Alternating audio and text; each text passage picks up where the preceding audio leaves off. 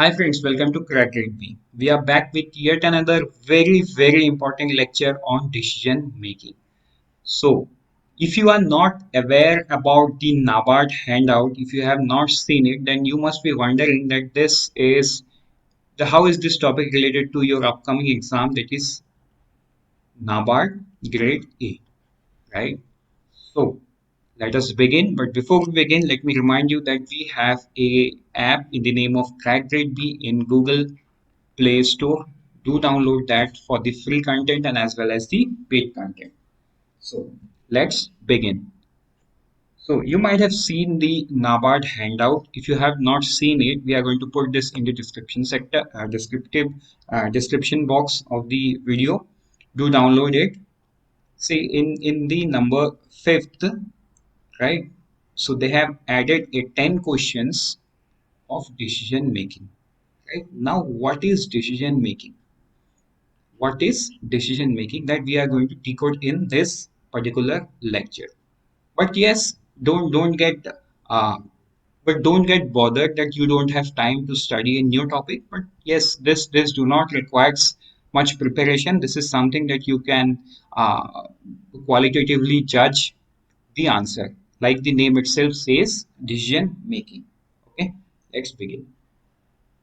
Now, what is decision making? So let us understand with the help of an example.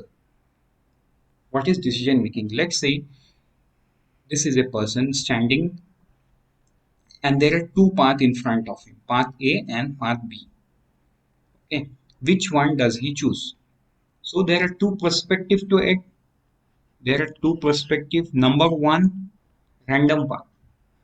Whatever path he selects, completely based on the random. And number two is calculative. Means he is analyzing what is going to happen if I go in path 1, what is going to happen if I go on path B. If he doesn't have any information about path A and path B, then there is no other option than choosing a the random path, right? But if he have few parameters or few values where he can put his analytical skill and can analyze what is there in the path A or what can be there in the path A and what can be there in the path B, obviously he can then make some calculative uh, decision out of those analytical skills or analytical process that he have thought in his mind and can choose the path, right? So this is called decision making.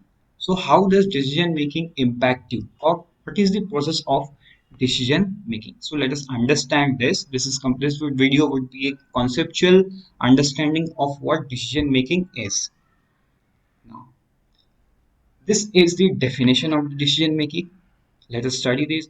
The business decision making process is a step by step process allowing professionals to solve problem by weighting evidence,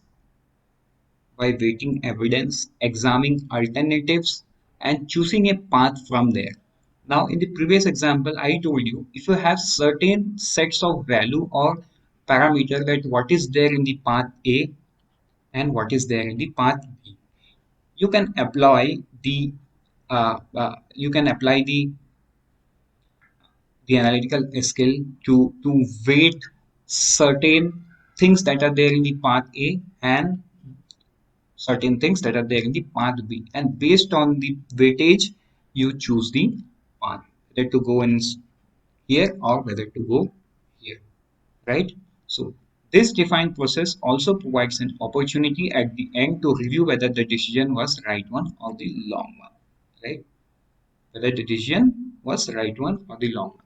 So see, so many a times it is being said that the people who are not good in quant should make themselves strong in English, so that the marks that they are losing out in the quant section or reasoning section should be covered up in the English section and current affairs section, and vice versa, right? So why this is being said always? Because based out of a analytical judgment that a cutoff would be somewhere around. So this is hypothetical example. Let's say the exam is on 100 marks, okay, and it is believed that cutoff is somewhere around 70.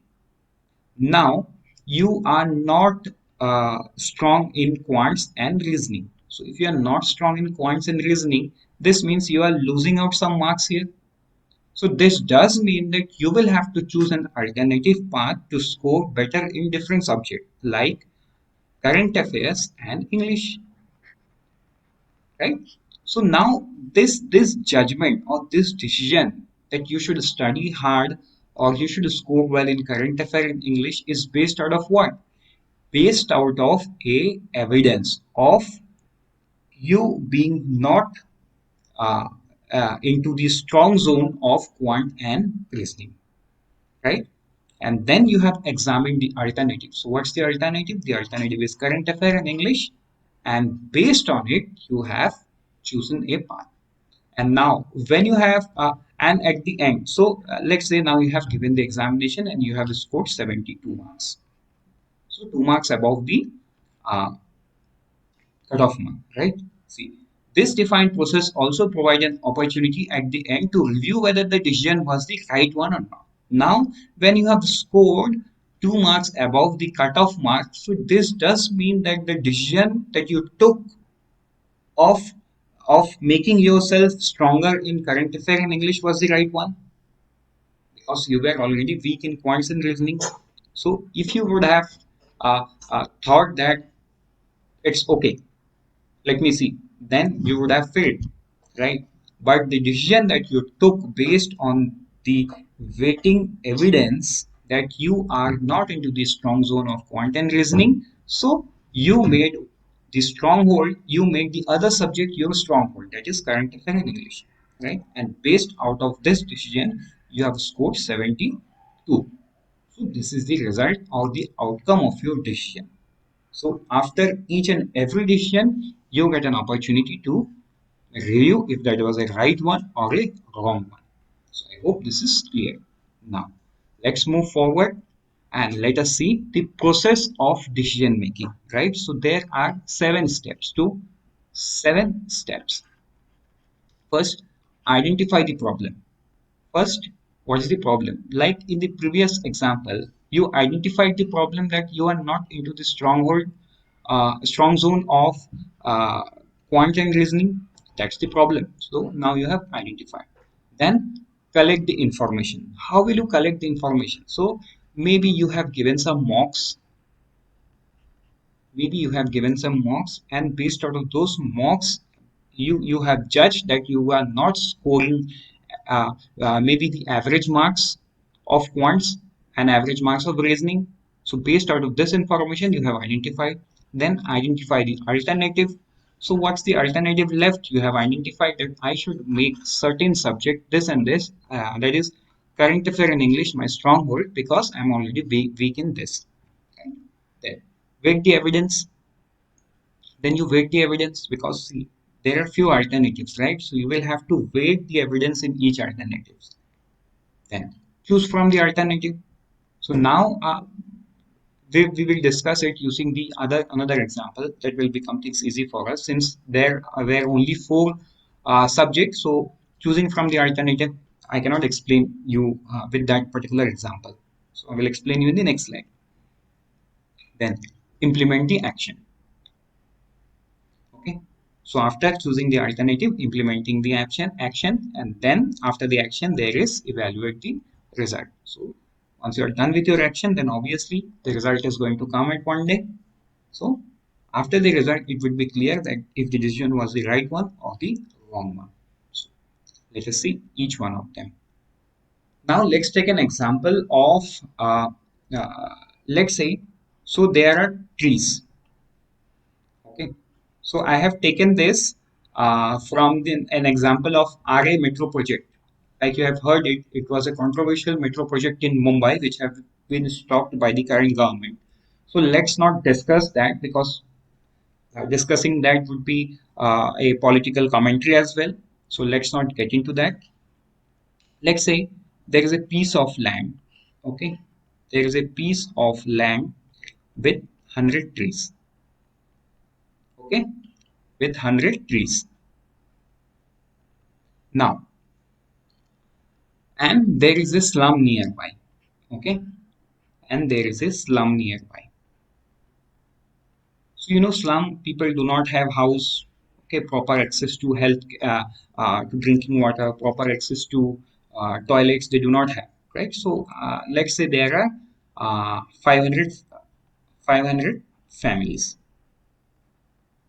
Now, what government wants to run an scheme and wants to shift all those people in the slum to this place by cutting all this tree and making a housing project for them. So you see, now here the challenge is environmental consequences because government need to cut this 100 tree. But what government has uh, done is, so there is another piece of land, right? There the government is planting, let's say, 1,000 trees. So at the one hand, the government is cutting 100 trees, and on the other hand, government has identified a land and where the government is planting 1,000 trees. So whatever is taken out from the environment is given 10 times back, right? Is given 10 times back. But still there would be few challenges because we are already using overutilizing the resources, right? So if we have a piece of land where we can uh, plant 1,000 trees, we will do that. And on the other hand, we'll not cut this tree as well. But this is also a fact that these people, if not given the proper housing and the proper access to drinking water and proper access to the basic necessities, that the life expectancy and many other parameters for these people is going to come down. Overall, the economic development will not happen for that particular place, right? So the government decides how. So what is affecting the decision making process here? Now understand. Identify the problem. So what is the problem? The problem is cutting down 100 trees. Okay. The problem is not building the house. The problem is not shifting this people in the slum to the new place. The problem is cutting the house at the first place, then building. Okay. So making building has no, I mean, there would not be any problem. So identifying the problems. Then once the problem is identified, collect the information. What kind of information? Look, I have told how many trees needs to be cut down? 1,000. Okay. How many? So, sorry, 100. So, if we give away with 100 trees, we can settle 500 families. So, if I consider that each family has 4 members, or let's say on an average, let us reduce number, let us say 3. We are actually improving lives of 1,500 people. That is how government will think. So this is the information that the government has. Now, identify the alternatives. So is there any alternative to this piece of land so that this tree doesn't require removal? Okay. So the government has identified that there is no other alternative. So the best alternative that government could do is to cut this 100 trees and in place of this 100 trees giving back 1,000 trees on a different place. Okay, so there is a land or maybe barren from long time. Okay, and government has decided to plant 1,000 trees. So what is alternative here? It's 1,000 trees. Right? Now maybe we can again bring the twist to the example, like uh, this people, I mean this place is inside the city.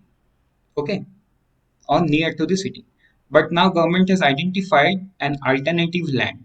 Okay, so I'm writing AL, alternative land, which is very far from the city. So even if the government shift this people to from this place to this place, here all these people, the slum people, will find it very difficult to survive. Why? Because they would lack the basic things there. Okay, their needs. No nearby shops, no nearby petrol pump, nothing nearby, no nearby schools. Okay, so people will again face another set of problem. Okay, so this is the alternative maybe the government has thought. Then weight the evidence. Okay, now what is the evidence? Now what did I just tell you? So on the one hand, let me change the color so that you will understand better. So on the one hand, the first evidence is that the government cut down this 100 tree and plant somewhere else 1000 tree and make the building here, and this slum people are moving from here to here. Okay, and on the other hand, this is the another alternative that the government have chosen. Now, if if government has to weigh the evidence here, okay, so if this people starts to live at this place, they can, I mean, they would have easy access to everything because this is nearby the city. So maybe their life would increase overall. The uh, the parameters for the country, maybe the economic development, the mean year of schooling, proper drinking water to number of people, tap water to number of people, everything would go up if they are settled here. But if they are settled outside the city, they will face a different set of problem. Maybe the problem for the government is solved, that government want to remove this slum and give them shelter. Problem is solved, but one problem is solved, but there would be certain other problem that will be coming up, right? So then choose from the alternative. Now see, government has two options in its front. Option one, cut down the tree, plant 1000 trees somewhere else. Option two, give them shelter outside the city on the second identified land. Right? So choosing from the alternative. So whatever the best is, the government will choose at this stage and implement the action. So whatever the alternative is selected from this or this, act implementing the action. Okay. So either house is going to be made here by cutting 100 trees or at here. Okay. Then evaluating the results. At the end, when all these people will get the house, okay, so how would we see the result? So we'll see that few people, so this will take time. Okay, so I have taken an example where the result is not instant. Okay, people life doesn't improve overnight. It takes years and years to improve, right? And maybe one generation. So maybe the people who are living in slum will start to live in a good society that government has made for them. Their way of thinking will change. People will go to good school. Children will go to good schools. So once they go to good schools, once they meet good people around them, right? Then their thinking changes. They get job and their generation change. So that is how it is, right? So it will help in overall economy, okay, to increase the parameters such as HDR parameter, okay, then access to drinking water, access to toilet, and multiple parameters, right? So I hope this is clear with the help of a small example. Now let's move to the question that is there in the NABARD Grade A handout that NABARD has released recently. Okay. Which of the following,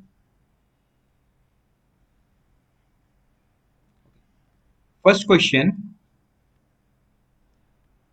which of the following environmental factors can affect the process of decision making? Okay. Which of the following environmental factors can affect the process of decision making? Look, it says environmental factors that can affect the decision making. Now see, government legislation. So this is about, right? This is about rules. So no, if there is a rule, if there is a legislation that we will have to follow, there cannot be anything apart from the legislation. Now, policies and procedure is again about rules. So nothing is going to, means no decision is going to be hampered by following policies and procedure. Okay. Now, organizational hierarchy, absolutely not, because see, every organization has certain people in certain level, right? And everyone is authorized to take some decision. So let's start from the PN. So the PN is the one who decides from where he is going to bring the tea, or from where he is going to bring certain small stuffs for the office, right? So everyone has a decision making capability. The CEO of the company, the top boss, he will not decide कि office का जो snacks है वो कौन से shop से आएगा. Obviously he is not going to decide that. Okay, that can affect the decision process. Now when these three are known, now let's see organizational politics. So organizational politics, this is about human behavior, right? This is what we think. This is about human behavior. This obviously doesn't comes into the business decision making process. Now managerial perception, understand this very carefully. Okay, let's say I am into the position in a certain company, right? So I hold a position, I hold a capacity of taking few decisions. So the environmental factor means whatever is surrounding me and what I think out of it, means my perception is going to affect the decision making of that particular subject. Maybe whatever I'm dealing with at present will affect that. So my perception, right? So I hope this is clear now. But yes, I would certainly tell you, if you think that this can be the other options as well. So do comment in the comment section. We will analyze, and if there is a requirement of making another set of video, we will do that based out of your comments. Question number 2. There are several individual level factors that influence decision making. One such factor is that people often tend to continue to make risky decisions when they feel responsible for the sunk cost, time, money, and effort spent on a project. This factor is known as, okay. So see, let's make this video short. Let me straight away tell you the answer would be cognitive base, right? And how? Let us see that. Let us understand the question first. Okay, so what is sunk cost? Let's say I am working in a project in which the my organization has already spent lakhs of rupees, right? And I have spent few times, maybe I am working in this project for the past 2 months with my team, the money, okay, and the effort spent, and all the people who are given the efforts, okay. Now, when I think that this decision is going to make certain negative or positive outcome, or this decision can influence the result drastically, maybe in the positive side or maybe in the negative side, okay. So this factor is known as cognitive basis. How? Let us see that. Common cause of cognitive basis: individual motivation, social pressure. So let us not discuss this, but let us understand what is cognitive basis. What I think, right? So this is a human being. So whatever is there in his surrounding, okay. So these are factors. These are factor A, B, C, D, E, F. Okay. So whatever surrounding. So what he sees and what he believes is right according to him. This is called cognitive belief. So this kind of people are very few that they apply the analytical skill outside their thinking. Okay, so they will look for certain limitation factors working around them. Like in the question, what are the limitation that may be looking into? The sunk cost, the time, the money, the effort spent on a project, right? So all these efforts, I mean, all these factors will be looked upon by that particular manager, right? And based on that, he is going to take some risky decision, because he will think that my company has already made good amount of already invested good amount of money. Some 2 3 months we are maybe 10 people working on it, the money spent on it and the effort that we have given. So if we back out now, if we do not take this risky decision, then everything is going to be spoiled. देख लेते हैं कैसा होगा. So this is called cognitive bias, where people do not consider other factors. Okay, they only consider the factor that they think is right. And see, So before we say goodbye, let us see this cognitive bias. Okay, so this can affect what? Decision making, behavior, judgment, memory, right? So you have seen decision making. Okay, so with this, we have come to the end of this lecture. Before I say goodbye, I would like to remind you to visit the website and look up on our course for NABARD Grade A and Grade B. Right. So this is one of the most economical and best course available in the country. Why I say the best course? Uh, we would not say, rather we would ask you to go ahead and check by yourself by downloading the app from Google Play Store and going to our YouTube channel. You can find some uh, reviews of the students who are working on the respective organization and they have given the review of our course in a video. So you can watch them and make a fair decision. With this, thank you and happy learning. Let's meet in the other lecture.